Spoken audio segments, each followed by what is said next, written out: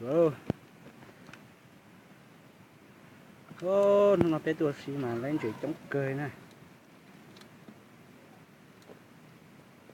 Chúa thiết xuống. Tìm tới trở mua thế nào tiêu chúa nè nè.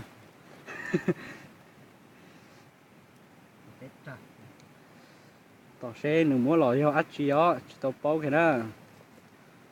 Nó bé tua xí mà lò gì cưng cầu nè. Chọc chưa còn đi dê vậy.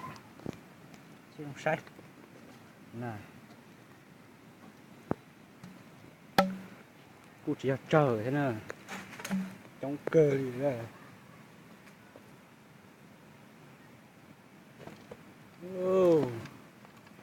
Không phải đơn giản nhiều.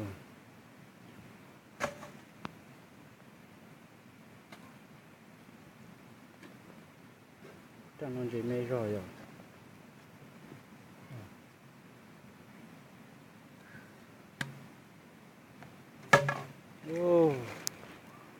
Trong cơ đi thế này. Tại giờ mới lấy tuổi giờ nên là Lấy được phóng lượng kìa. lấy cho nên Nó lộ luôn tải ha. cái sao lắm nhỉ?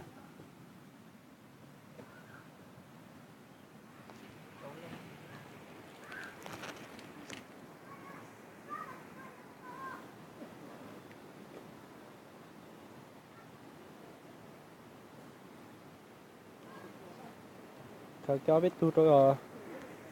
Con đấy ha.